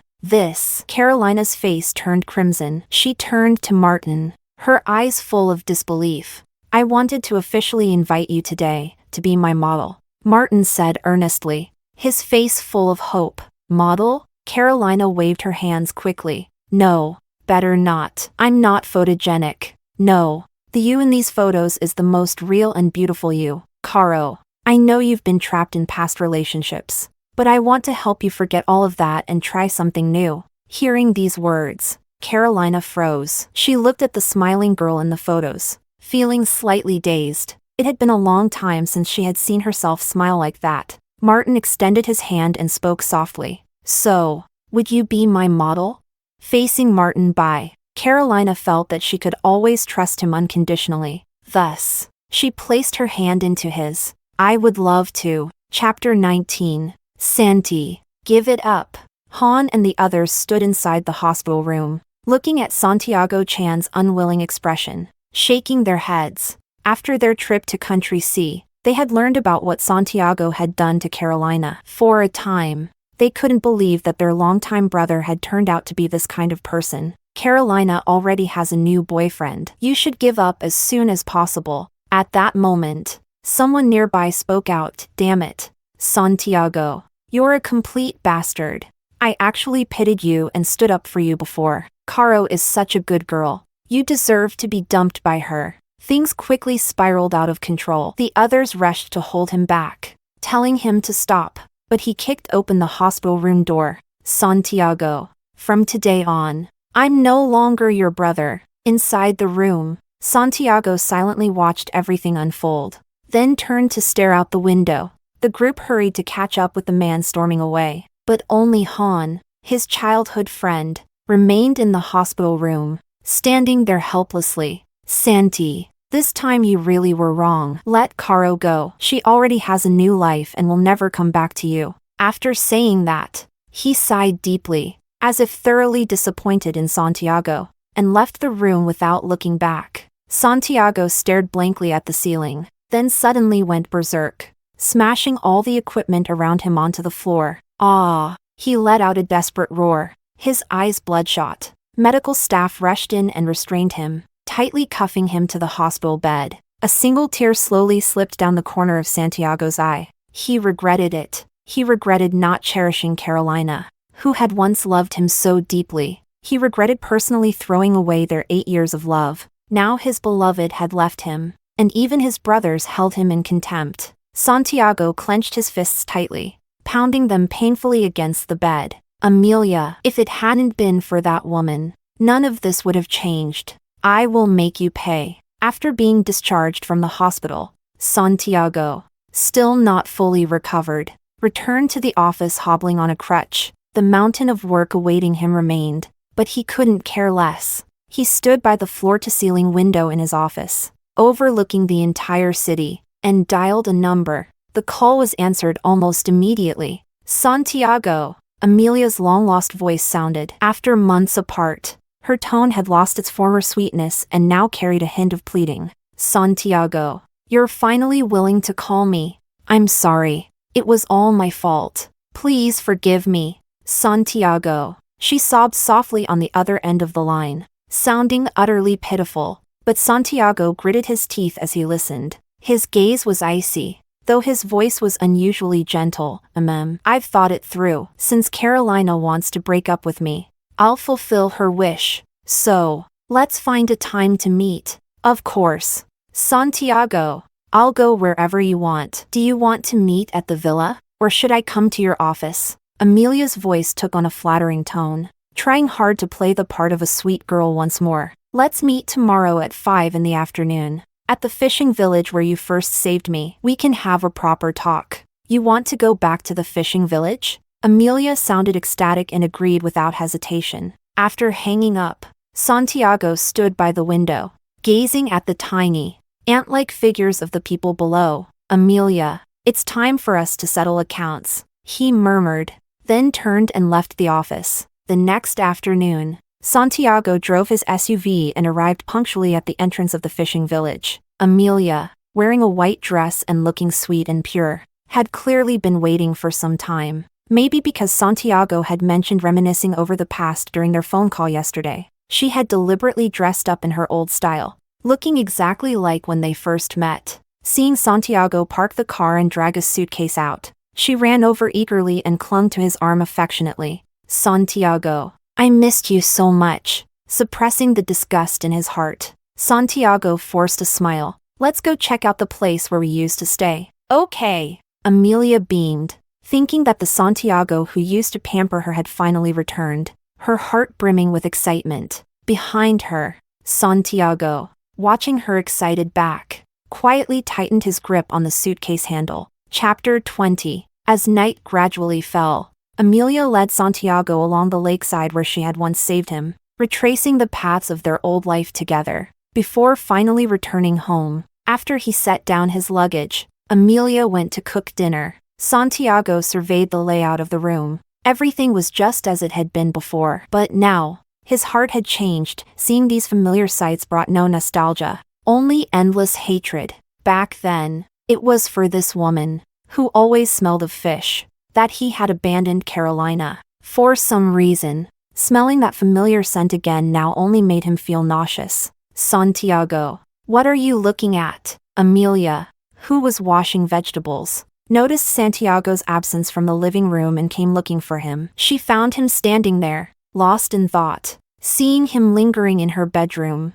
Amelia felt a little shy, not noticing the dark look on his face. We stayed in this room back then, remember? Gazing at Santiago's handsome face, Amelia felt her heart flutter. She pulled his hand over, gently tracing his fingers. You've been living at the villa for so long. I wonder if you'll still sleep well back here. Before she could finish, Santiago suddenly pounced on her, kissing her fiercely. Santiago, what are you doing? We haven't eaten yet. Amelia's words were swallowed in the kiss. She whimpered helplessly, sensing that Santiago was acting strangely. What's the point of eating? We haven't seen each other in so long. Don't you want to be with me? Santiago frowned and bit down viciously on her lips. His blunt words made Amelia blush deeply. Seeing her reaction, Amelia stopped pretending to be reserved. She shrugged off her outer clothes and guided Santiago's hand across her body. I do, Santiago. I missed you so much while you were ignoring me.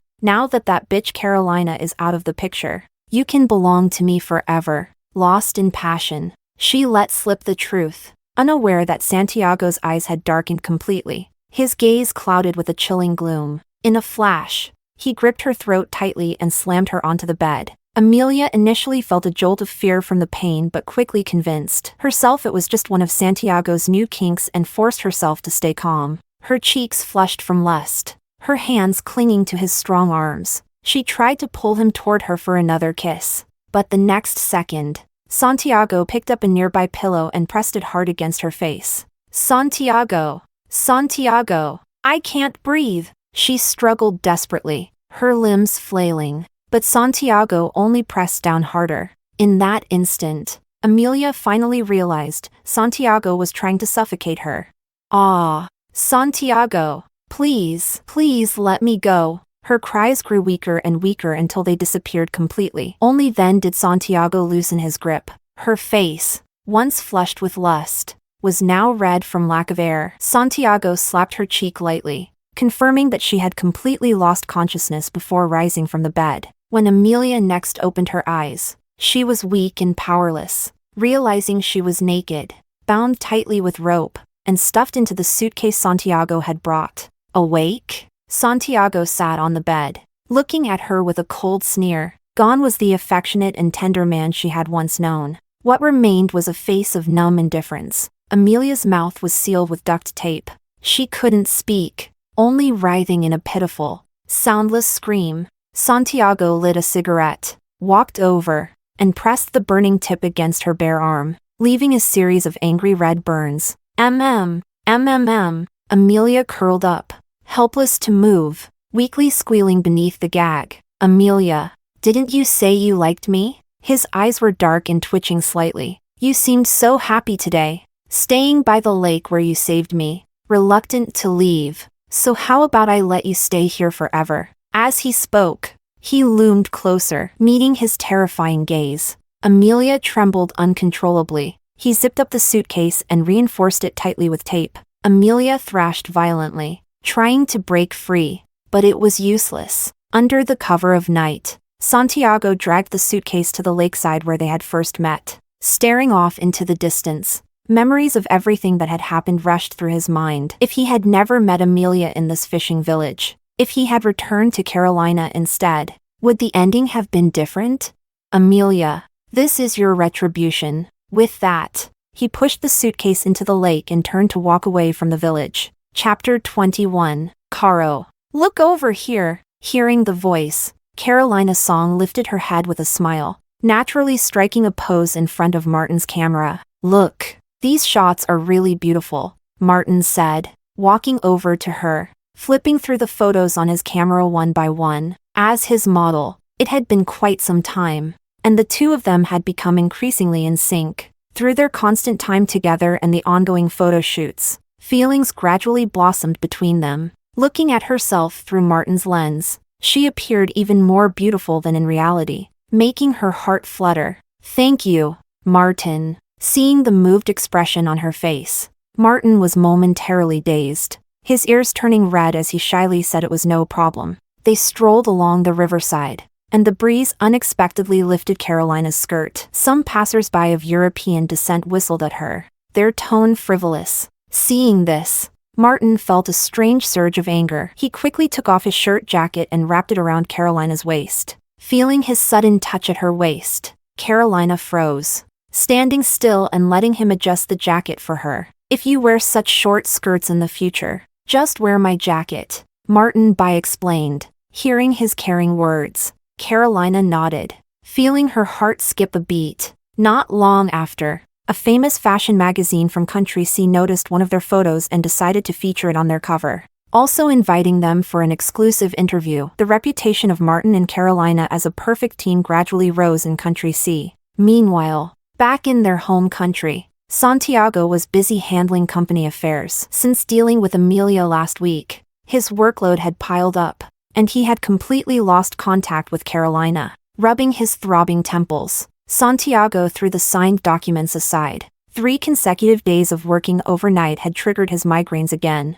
Mr. Chan, the magazines have been placed on the shelf for you, the secretary said, knocking on the door and neatly arranging the new magazines on the rack. Feeling extremely irritable, Santiago nodded without even lifting his head. His fingers tapped continuously on the keyboard. After a while, he put down the file and closed his eyes to rest. When he opened them again, his gaze immediately landed on the magazine rack and the cover image. At first, Santiago thought it was an illusion caused by longing, but after blinking, he realized the person on the cover really was Carolina. He jumped up abruptly. In his excitement, he knocked over the hot coffee, scalding his hand, but he couldn't care less. Rushing forward, he snatched up the magazine. On the cover, Carolina Song smiled radiantly, a stark contrast to the grief of their last meeting. She wore a beautiful dress, blooming with confidence under the sunlight. Santiago felt a sharp pain twisting in his chest. Flipping through the pages,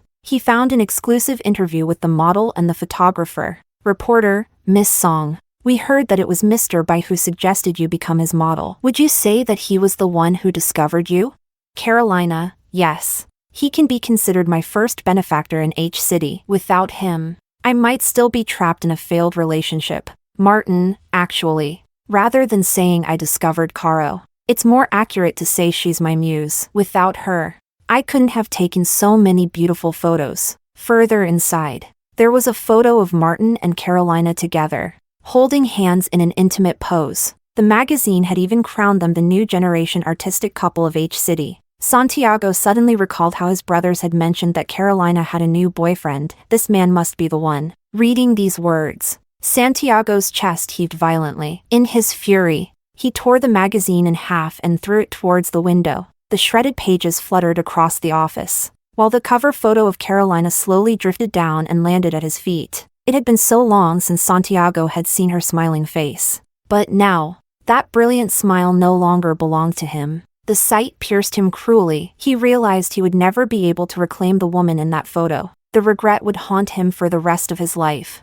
Tears welled up in his eyes as he knelt before the magazine cover. Caro, I'm sorry. I realized it too late. You are the only one I ever truly loved. Chapter 22. At 3 a.m., Santiago was awakened by the sound of his phone ringing. Frowning in irritation, ready to curse whoever disturbed his sleep, he noticed over 20 missed calls. Outside, lightning flashed and thunder roared. Rain poured down like a waterfall. It was as if the heavens had destined this night to be anything but ordinary. Just then, His assistant's call came through again. Santiago answered, and immediately heard the panicked voice on the other end. Bad news. Mr. Chan, Amelia's body was found in the remote fishing village. And the news has exploded. The assistant's voice was practically a shout. Trembling with fear, Santiago's heart jolted, and he quickly turned on the TV to the news channel. Sure enough, on the screen, the news anchor was reporting Amelia's death with a grave expression.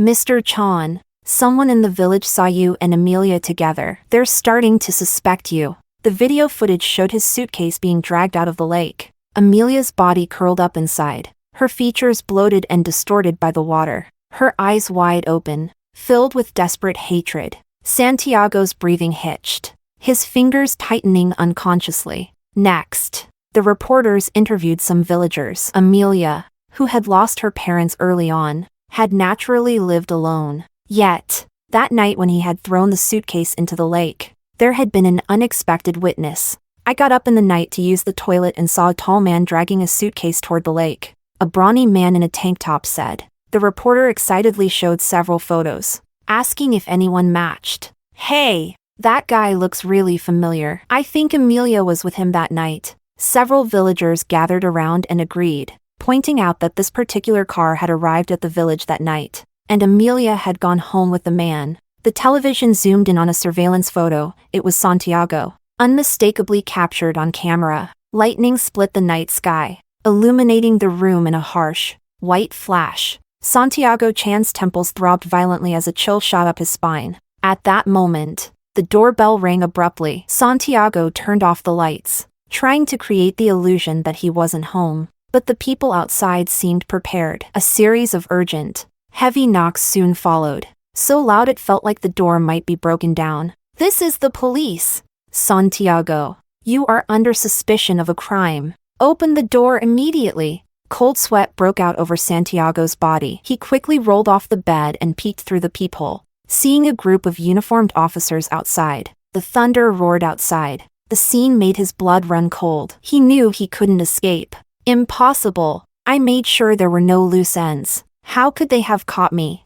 Santiago's mind raced frantically. The thunder crashed around him as he stared out at the pouring rain. He pulled aside the curtains and saw the police cars parked below. Without hesitation, he vaulted from the villa's window, crashing hard onto a parked car below. The thud muffled by the rain. Seeing that no one had noticed him, he dragged his limping body away. The violent impact had worsened his old injury. The leg he had previously broken throbbed painfully. But Santiago didn't dare stop. He stumbled away into the storm. Suddenly, a blinding spotlight hit his face, forcing his eyes shut. Santiago, you're surrounded. When he opened his eyes again, a group of officers had encircled him. A police car blocked his path. Powerless to resist, he was handcuffed and taken into custody. Come with us. The police sirens wailed as the car sped through the torrential rain. Santiago, shackled in the back seat, stared blankly ahead. The car was filled with silence,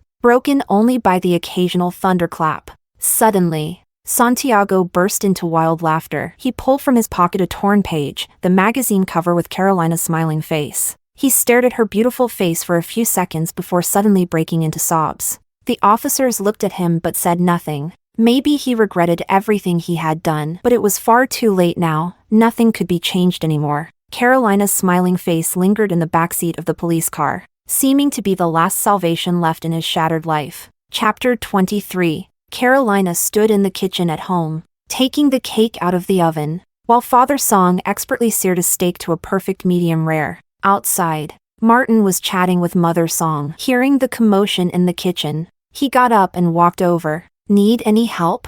Martin Bai's voice came from behind, carrying a soft smile. Since the interview, the two had officially become a couple. Upon hearing the news, Father and Mother Song were very happy, warmly inviting the young man who had once waited downstairs for their daughter to come over for a meal. No need. Just go sit and rest, Father Song said with a laugh. After a while, noticing Martin's affectionate gaze toward Carolina, he smiled helplessly. But if you want to keep Cario company, you can stay here. I won't get in your way. Saying that, he carried the freshly cooked steak to the dining room. Seeing this, Carolina couldn't help but giggle at Martin. He leaned casually against the doorframe. The sleeves of his white shirt rolled up to his elbows, exposing his well-defined arms. Carolina found herself unconsciously staring. When she turned away, her cheeks burned, thinking, how can my boyfriend be so handsome?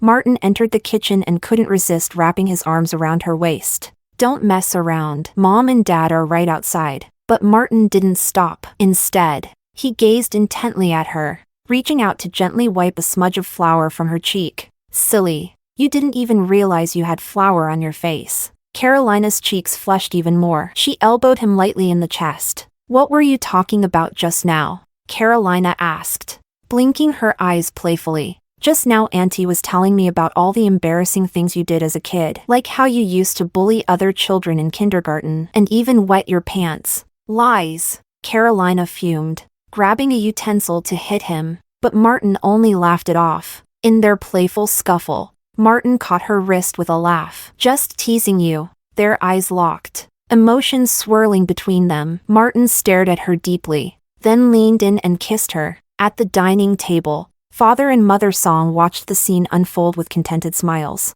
During dinner, the four of them chatted happily. Father and Mother Song learned how it was this enthusiastic young man who had helped their daughter out of her dark days when she first arrived in Country C, bringing her into a new life. Thank you. Without you, who knows how long Caro would have stayed in pain. It's nothing, Auntie, Martin replied, turning to look at Carolina, quietly tightening his hold on her hand. It's because Caro is wonderful. She's worth everything I do. Father and Mother Song smiled warmly, feeling reassured to entrust their daughter to him. Father Song took a satisfied sip of wine, about to ask Martin about his photography exhibition, when the sudden voice of a news broadcast broke the peaceful atmosphere. Breaking news, Santiago, CEO of the Chan Group, has been taken into custody for the suspected murder of Amelia. Confirmed reports indicate that he has confessed to all charges. Clang! The knife in Carolina's hand slipped and clattered loudly onto the tiled floor. Startled, Martin immediately set down his utensils and wrapped his arm gently around Carolina's shoulder to comfort her. On the TV screen, reporters showed Santiago being handcuffed and led into a police car. The once proud and confident man was now unrecognizable, his face haggard and bloodshot. Mother Song gasped, her face turning pale. Oh my God! Isn't that Santiago? If Caro were still dating him. Halfway through her sentence, she couldn't continue, overwhelmed with fear at the thought. Carolina stared at the news broadcast, her legs going weak. The moment Santiago had once been good to her flashed like a slideshow in her mind. The man who had left her utterly heartbroken had become a murderer? The woman who had tormented her, Amelia, was really dead? Martin, his expression complicated, held her icy cold hand tightly. It's okay, I'm here with you. The warmth of his dry palm provided an immense sense of reassurance. I'll turn off the TV, Father Song said, starting to get up, but was stopped by Carolina. Let it be, Dad. Taking a deep breath, Carolina forced herself to stay calm. I've already moved on. Knowing he's facing his final punishment is enough. The family sat in silence, finishing the meal with heavy hearts. As night fell, Carolina offered to walk Martin part of the way home. The night breeze in H-City blew gently. Martin draped his jacket over Carolina's shoulders. Seeing her still looking troubled, Martin wrapped his arms around her, resting his chin lightly atop her head. It's all over now, Carolina nodded, nestling closer into his embrace. Just like you said, some people are destined to be only passing strangers in my life. At least now I've met you, and I'm content. Martin gazed at her tenderly, planting a kiss on the top of her head. Meeting you is the happiest thing that ever happened to me. He thought back to the day they first met, a day full of surprises and wonder, just like how they could never predict what the future might hold. The sound of a street artist's violin floated over from the banks of the Seine. Under the night sky, wrapped in each other's arms, Carolina knew she was about to embark on a brand new beginning.